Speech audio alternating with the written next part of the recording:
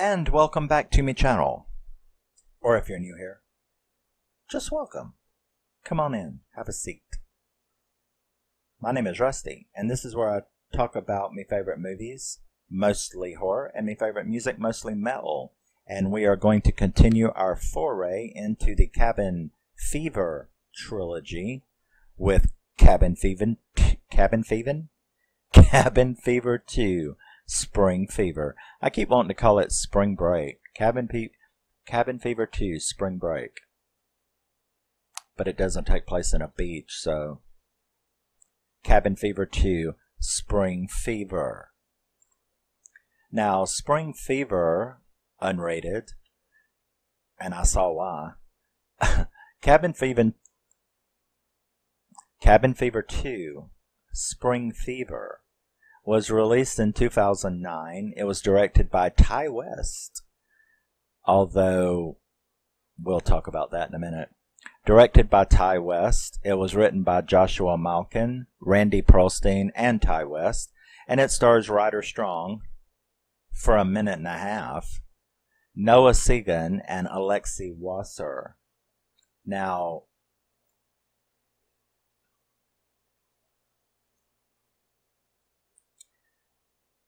first, let's get that part out of the way.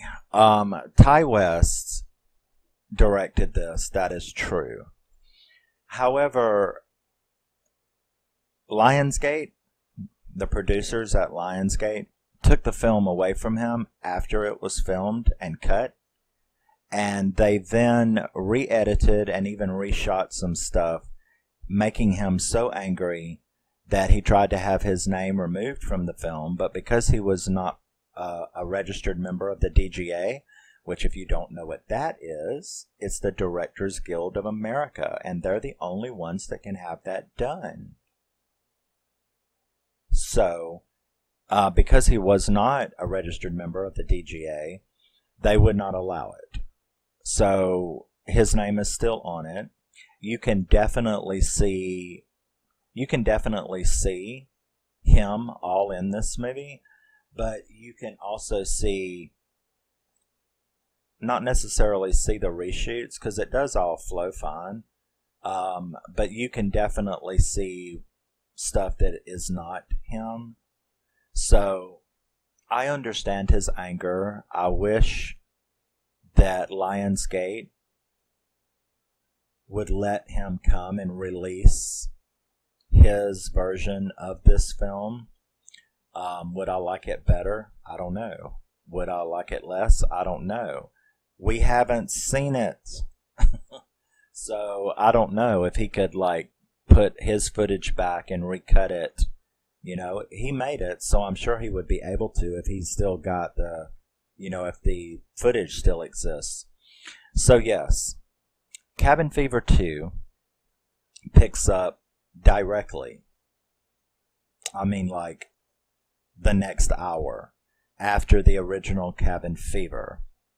So it picks up with Paul waking up at that river where his body was laying, and he crawls up and out of the river. He's, of course, seriously infected, and he's falling all to pieces.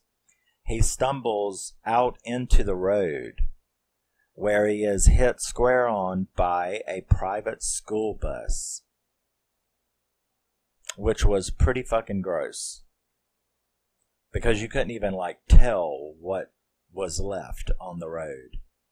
Because remember, we're out on Route 9, and so, the bus was going at full speed, and people with this disease can't stay together very well. So you can imagine the mess that was made. So he was smashed by the private school bus. Deputy Winston is in this entire movie too. He's the only cast? I think so. I think he's the only cast member. Well, there wasn't anybody left at the other one. But yeah, he's the only original cast member. And he is really great in this movie. I like him in this movie, just like I liked him in the first movie. So Deputy Winston, shows up, tells the driver that the driver hit a moose, that everything was fine, You know, you just hit a moose. And what's funny is that at first I didn't think that Deputy Winston believed, you know, I thought that Deputy Winston was covering up, but he actually wasn't. He did think that he hit a moose. So he told him it happens all the time and to go on, get the kids on back to school and stuff like that. It was then, though, that he saw something hanging in a tree and he walked over there and, like, from the calf down and the tennis shoe and all of Paul's foot is hanging there in the tree. And that's when he's like,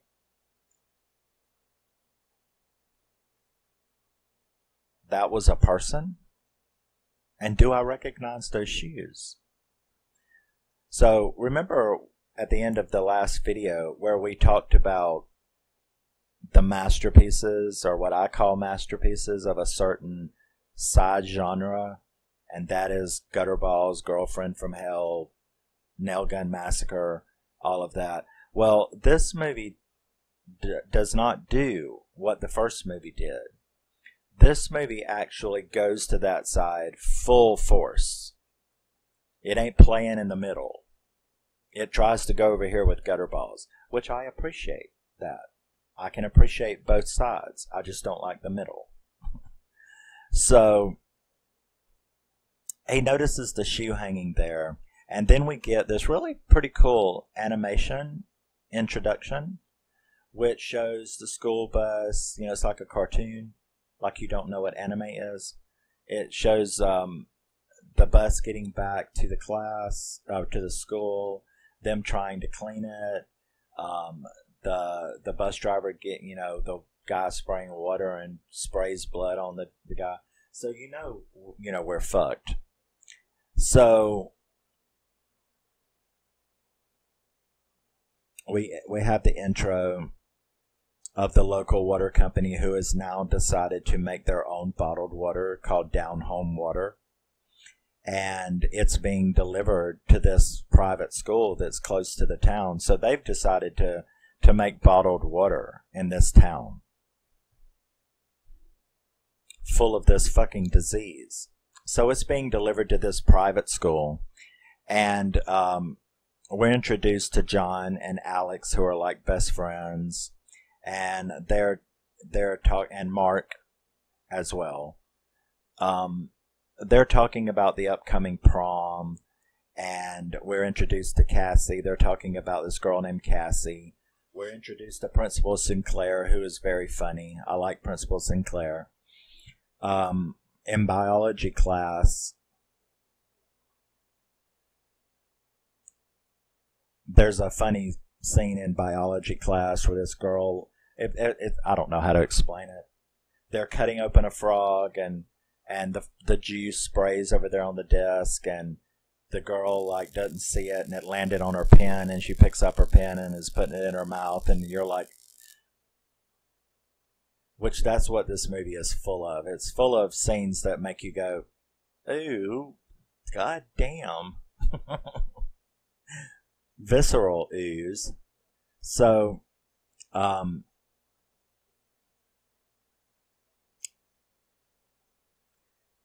it's not that I'm lost. It's just that when I'm reading my notes, some things I just don't know if I want to say. But we see a scene with this girl named Sandy in the bathroom. Or this girl, Alex walks by this classroom. I'll just say it. Alex walks by this classroom, and this girl, Sandy, is sitting there crying, and he walks up, and he's like, you know, are you okay? And, no, I just got dumped. Oh, well, who would dump you? You're so beautiful. And then she takes him into the bathroom, and there's like this awful scene. And she's got like this big, giant cold sore on her mouth, and she opens up her mouth to give him a BJ, and it's like completely covered in braces. And I'm like, well, that's going to hurt. Better hope she's very skilled, you know. And so that's just a gross scene, and she spits in the sink, and it's like, oh my god, I don't know what to think. So Sandy and her cold sore. Okay. Outside we see John talking to Daryl, who is inviting them over. Are you going to prom? No, I'm not going to prom because I asked Cassie and Cassie didn't want to go. So they're going to go over to watch some, indie B movie that's supposed to have been banned in 30 countries. And so, they're trying to come up with that. However, Cassie does walk up and he walks her home. That's where he asks her and she says she can't go. So he's not going to the prom. We're then introduced, Winston. We see Winston eating pancakes at a diner. Pancakes? So he's eating pancakes at the diner, which is supposed to, I guess, be a nod to Pancake Boy in the first movie. So he sees Bill. There's this guy named Bill sitting next to him. And Bill has got the water truck, he's a water truck driver. And he's got the name on his thing. Well, he starts puking and vomiting and falling apart. He's obviously infected.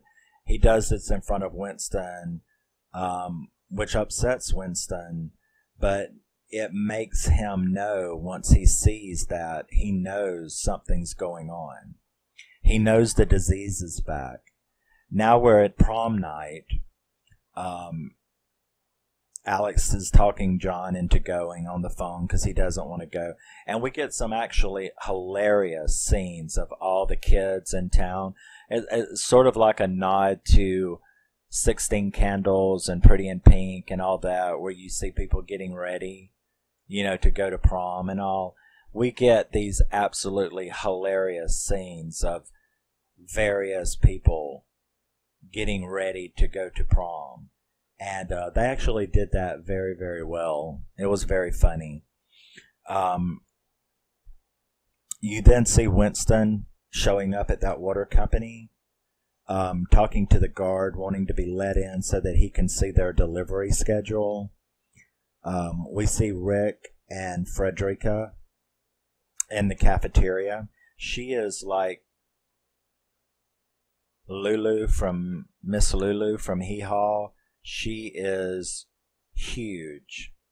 And Rick is this absolutely gorgeous, studly blonde jock.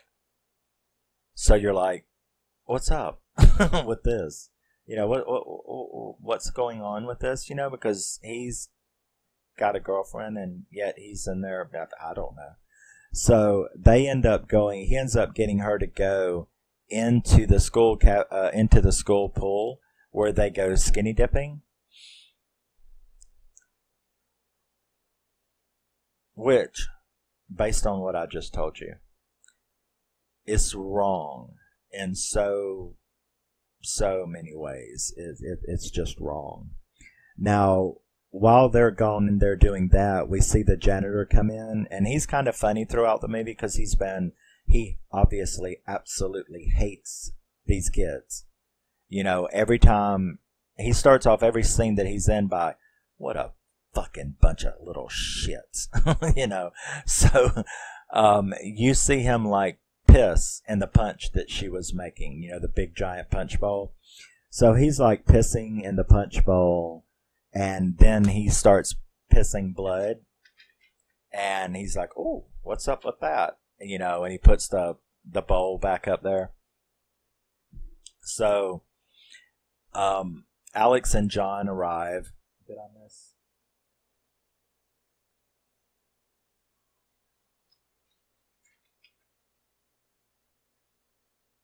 He pisses in the punch. Now, in the pool, that girl, Frederica, she starts like, teeth starts falling out. She starts falling apart. You do get a micro butt shot from the dude when he like gets out of the pool. And then once again, just like Paul did with the counterweight thing, and let me tell you, it's a nice butt shot, okay, of Rick, but you have to be a fucking masterclass expert with the pause button to catch it. But once you catch it, you can like go, Mona Lisa smile. So he tries to like Well, I mean, I guess he thinks she's drowning, so instead she's like falling apart and it's looking like a piranha. It's looking like a scene from Piranha, all the blood and stuff. And he tries to get the pull thing, and he tries to get her out. And of course, you want to talk counterweight? There was some counterweight there. And it pulls him off, where he then cracks his skull open on the back of the pool and he's like laying on the bottom. He's gone. So he drowns. We have Alex and John arrive. We have Winston reading the delivery schedule back at that place. So he can tell that the school, it was delivered to the school, so he knows about the school. He tells the guard because he sees the feds arriving, right? The feds arrive at this water, and so somehow this incident has gotten out. Like, the feds are arriving. FEMA, CDC, something. But they're the bad ones because they want to sterilize and kill. What's the movie? The Crazies? That's what's happening now. It's like The Crazies. It's probably where they stole that from. Ty. But the feds are showing up to sterilize and quarantine, if you know what I mean. So he slips out the back after telling that guard, tell them the water's fucked. Don't be sending this water nowhere. So he runs out the back, and the dude does try to tell the feds, hey man, this water is shit. And boom, they blow his ass away. So you know what they're about now. So Cassidy, she arrives with Mark, which is kind of like, dope. That's some 16 candles shit right there too, and they're back together. But of course Mark instantly starts a fight with him and gets John thrown out. But Cassidy follows, and they have this it's actually a really cool scene between them, where he's like screaming at her about, what is up with you? You're so vapid. You're so shallow.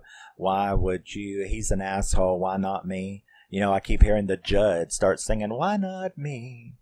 Because it's a really good scene, though. A dramatic scene between the two of them. And that's when the feds show up. And at gunpoint, like tells them to get back in there, to get back in the school.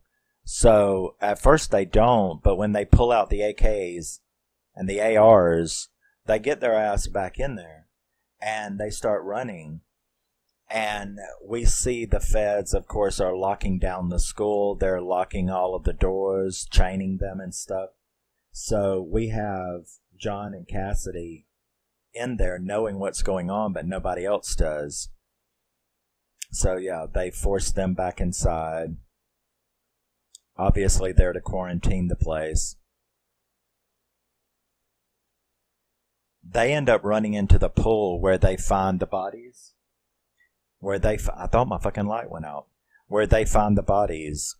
And that's when they really know that this is sort of their first introduction to the disease. So they go to find Alex, everybody in the school, in the prom. And there's like a fucking 100 kids there. And they all start falling apart, bodily fluids shooting everywhere, puking, coming out their butts, coming out their mouths. It's meant to gross you out, and it does. So Alex, John, and Cassie, they're trying to escape. Alex realizes that he's infected, right? So we have him in the bathroom, and John comes in, and that has got to be one of the grossest scenes I have ever seen in my life. And I've seen gutter balls, but he pulls his junk out. He pulls it out, and then there's like this stuff oozing out. I mean, and it's like, it's not unrated for a reason, okay? And I'm like, dude, it's like, oh, wow. So I was really actually kind of pretty surprised that they showed that, but they did. And, and I wrote dick bleed, but it's like pus and it's gross.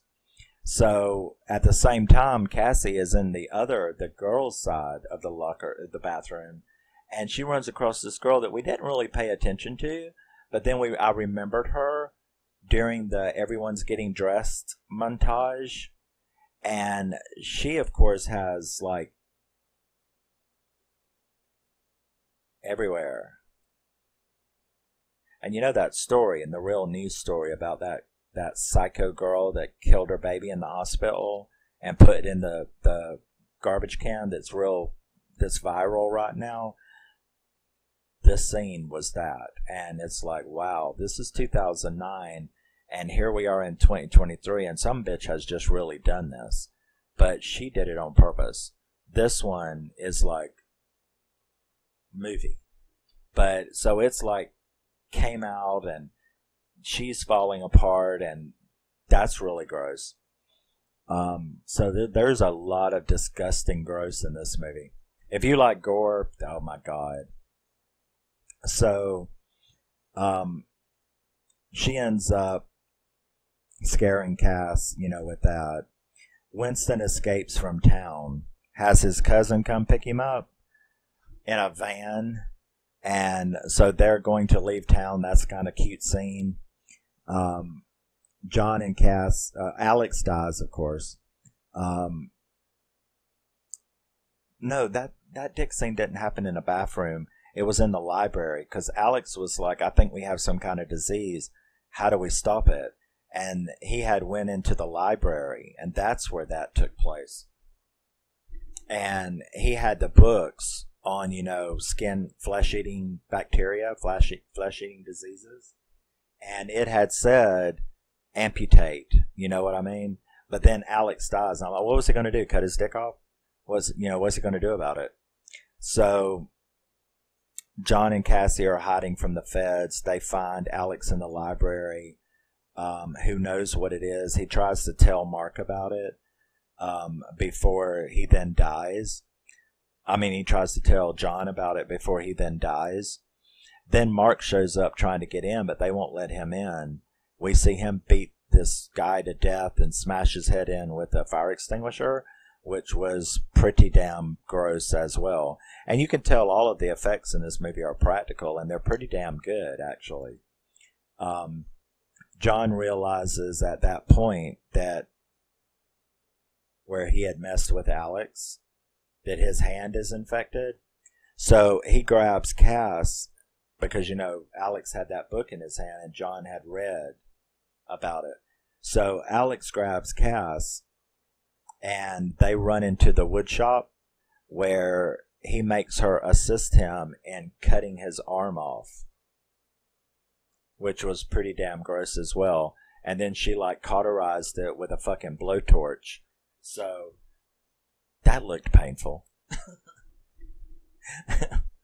So Cassidy helps him cut his own arm off. Then all of a sudden, Mark shows up, and you did not see that coming. And Mark bashed her fucking skull in with a hammer. And how that didn't kill her, I don't know, because they showed a close up, because she's like, ow. And it's like you can see the concussion and the split and almost like a little part of her brain. It was fucked up. And John and Mark end up doing that. He almost kills Mark, but she sneaks up behind him with a nail gun, and she's like, phoop. So that took care of him. She nail guns him. They end up escaping into the woods. He's in so much, John's in so much trauma that he can't run very well. So he ends up falling down, and the feds get him. But then Cassie, and he's screaming at Cassie to run. She manages to get out. She manages to get to the road where she sees a van coming and is picked up by Winston and his cousin. So that was pretty cool. So they got out. Would Cassie have had it? I don't, unless she drank the water, Because you see, none of them got any chance to drink the punch. They had made the punch with that water, the bottled water from that town. But the couple of times that Cassie almost drank it, she was interfered with. And when John almost drank it, he was interfered with. He got it from Alex. So Cassie should be clean, you know. So they end up going, now we see the postscript, I guess you would be. We see Sandy at a strip club covering up her cold sore. Probably herpes is what it was. But she's like covering it up with lipstick. She goes out there and strips, and it's pretty gross. The other girl like uses her lipstick after she tells her not to. She finally starts getting sick, and she like vomits all over this guy right into his mouth while she's doing a lap dance on him. So we see that it's definitely spreading. And then we have the outro, which is another anime to bookend the original, you know, the anime at the beginning of the movie. We have this other pretty cool anime sequence which shows people that we have seen, such as the guy that was driving the truck, a different truck, and a couple of the guests. And we see one of them entering Mexico. And we see another of them like entering Mardi Gras, and it's New Orleans, and it says Mardi Gras and begins in 2 days. So I'm like, yeah, that's going to be good. So yeah, it shows carriers taking this disease out, and then that was it. Now I think I'm going to, now that I've sat here and told the story again, and I'm thinking about it. I gave it a 6.4. I think I'm going to change that to like a 6.8. Because it was pretty fucking funny. I mean, it was a disaster. But you're talking to a motherfucker that thinks Gutterballs is a masterpiece. Now, that don't mean I'm lowbrow. I'm not a critic. I love films. I love horror. I enjoy that side of the fence, but I also think that, you know, Friday the 13th Part 4 and 1 and 2 and 3, the first 4 Friday the 13ths are masterpieces. The Burning, what's some elevated horror? Heredity, I love Heredity. Midsommar, I love Midsommar. I think Heredity is a masterpiece. But I also think that Gutterballs is a masterpiece. So you see how flexible I am? So I actually like this. It's got a great soundtrack. I love the soundtrack in this movie. It's like Eaten by the Balls of Love from Valley Girl. Do you remember the movie Valley Girl? The second I heard that song come on, I was like, is that a nod to Valley Girl? Because, I mean, you've had so many nods to 16 Candles. You know, I'm like, Eaten by the Balls of Love. Yeah, I mean, I love that fucking song from Valley Girl. And it's got quite a few other songs in it that I recognized.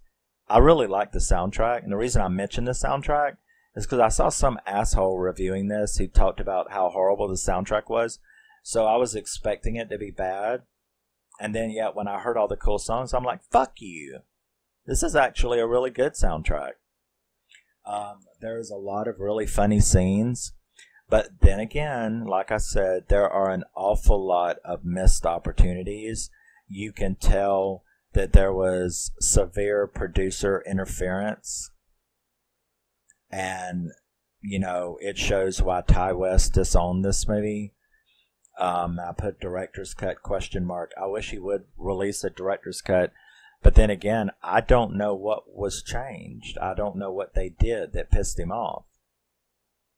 Because, like I said, this movie took it into the complete farcical, grotesque Gutterballs direction instead of sitting in the middle like the first one. So, right, I did give it a 6.4. Well, it's just like that scene in the pool What you make somebody have to have a master class at the pause button? Couldn't you like do a 2-second ass shot instead of a half-second one? What's up with that? So I'm gonna assume that was the producers. But there's a lot of missed opportunities because you can tell they came in and they really messed this movie up. But it was still, I had a lot of fun with this movie. I found myself a lot of the times laughing and going, this is really gross and this is really funny. And yeah, so I like this movie. I like it. It's all right. I gave you my negatives. There was a lot of missed opportunities. This movie could have been a masterpiece of this kind of absolute B-movie trash if they had just probably left Ty West alone. But, so, I don't know. Have you seen it? What do you think of it? Oh, it's terrible! Oh, well, I'm sorry. Not everything can be Hereditary. You know. But Cabin Fever 2, Spring Fever, unrated. I'd hate to see the rated. Because this was fucking gross. I can tell you right off the bat a couple of shit I know they had to cut out. There was a couple of shit they had. I know there was a couple of things they had to cut out. That dick scene, I know that wasn't in the rated version. That's for damn sure. But, yeah. So, that is Cabin Fever 2, Spring Fever.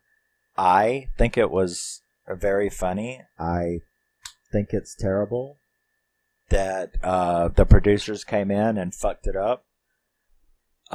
It probably could have been so much better, but I'm going to settle on I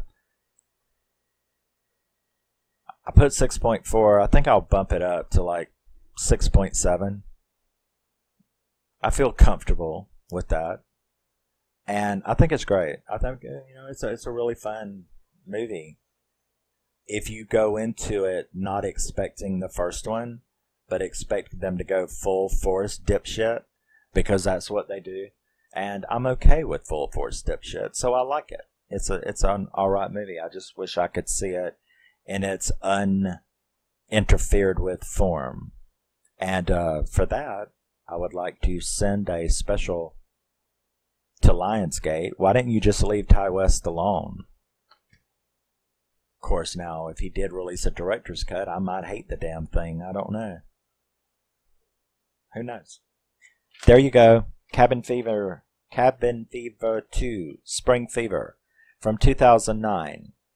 I'm glad I've got it. I'm glad I've seen it. And I had a lot of fun with it. What did you think of it? Let me know in the comments. Love you, miss you, bye. Always remember and never forget you're a very special person. Even if you are not infected with a flesh-eating virus. Remember, it's not a bacteria in this movie. In this trilogy, it's a virus, not a bacteria.